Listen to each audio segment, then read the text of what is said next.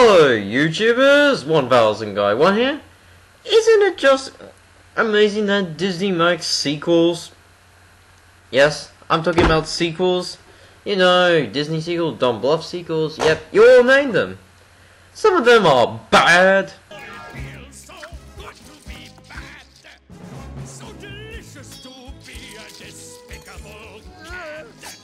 As in real bad. But bad, real bad. But however, on the other hand, some of them are surprisingly good. Like, you can name a few good sequels that are better than most crappy, cheap Disney sequels, which were not completely a success.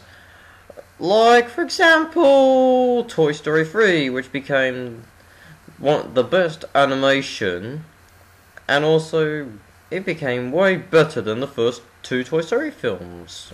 However, that Toy Story 3 is the best animation, and it's one of the better sequels, but let's forget about it, and let's get into Peter Pan, Return to Neverland, which is probably a rememberable sequel to the 1954 classic, Peter Pan. So let's get into some few details. While I can't agree that Peter Pan 2 Return to Neverland is not one of the greatest sequels ever made, it's truly one of the better sequels around. It does have a few flaws and a few bad bits in it, but I think it's a worthy sequel. Even though it does not feature the TikTok crocodile and had a replacement an octopus, I think it's one of the better sequels, and being that it has a lot of negative reviews, I disagree, and I think it's another worthy sequel to Return to Peter Pan. So let's quick chat and let's get on to reviewing the movie. This is Peter Pan 2 Return to Neverland. So we see the logo in every Walt Disney film, like in every Walt Disney film you've seen through the past, like the 50s and the 60s.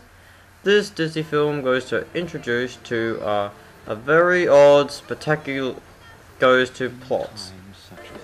So the film opens with in World War II, and we're introduced into a new character named Jane, who is a spoiled little brat who does not believe in pixie dust or Peter Pan.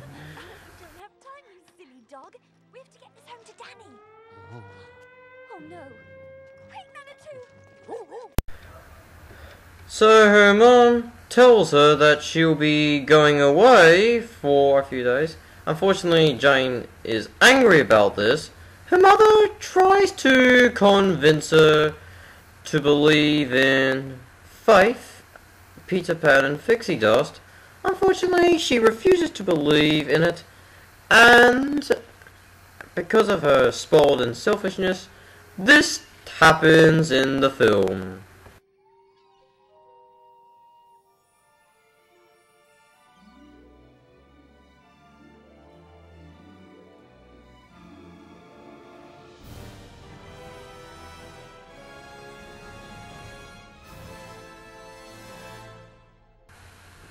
Whoa!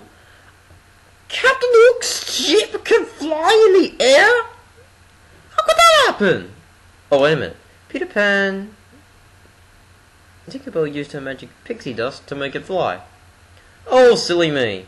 What's wrong with my fucking script in this film? I'm no one gives me a script!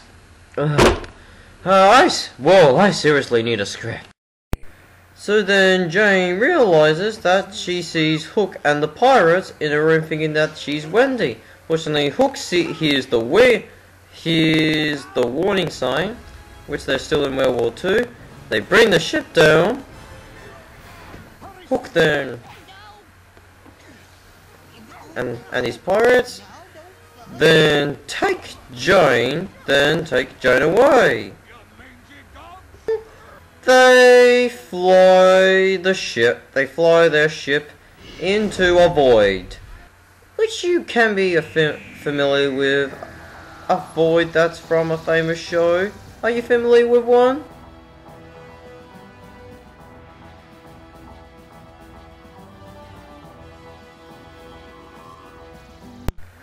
Because Hook wanted his revenge on Peter Pan for such a long time, he decides to use Jane as bait and feed Peter Pan to a beast.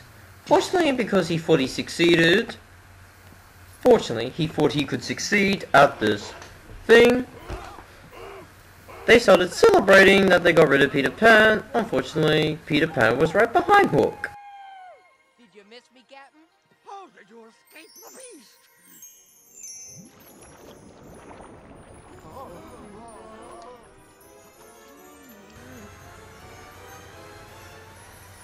So when Tinkerbell, using her magic pixie dust, makes a giant Northern Pacific octopus come out of the water, and the octopus start attacking Captain Orc.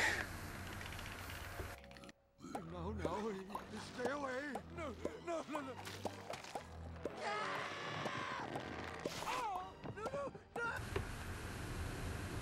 Okay, I did not know what scene required the octopus to pull off his pants. So, after Peter Pan rescues Jane from Hook, she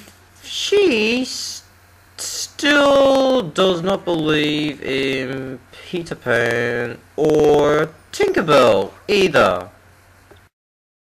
I actually feel kind of sorry for Peter Pan and Tinkerbell. Because Jane was being so selfish, she made Tinkerbell's magic go away. You accursed Jane! You made Tinkerbell's magic go away!